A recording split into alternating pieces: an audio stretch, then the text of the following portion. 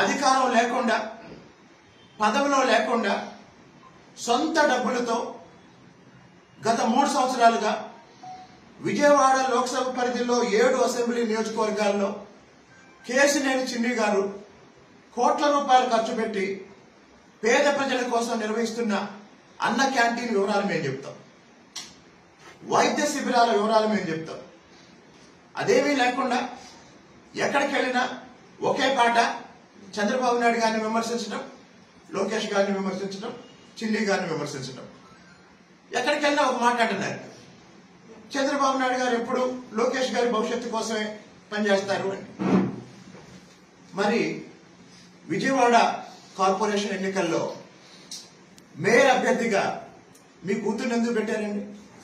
నిరంతరం కార్యకర్తల కోసం పార్టీ కోసం పనిచేస్తున్న లోకేష్ గారికి పదవిస్తేనేమో అది బంధుప్రీతి అవుతుందా?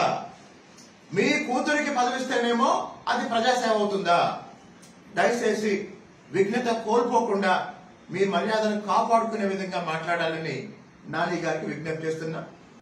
ఎంపీ గారి ఆఫీసులో కూర్చొని కమిటీలు రాస్తున్నారు. అంతకుముందు సూరపనేని రాజా అని ఒక అతను నియోజకవర్గం మొత్తం తిరిగాడు. పార్టీ పదవులకి నామినేటెడ్ పోస్టులకి డబ్బులు వసూలు చేశాడు. ఆ తర్వాత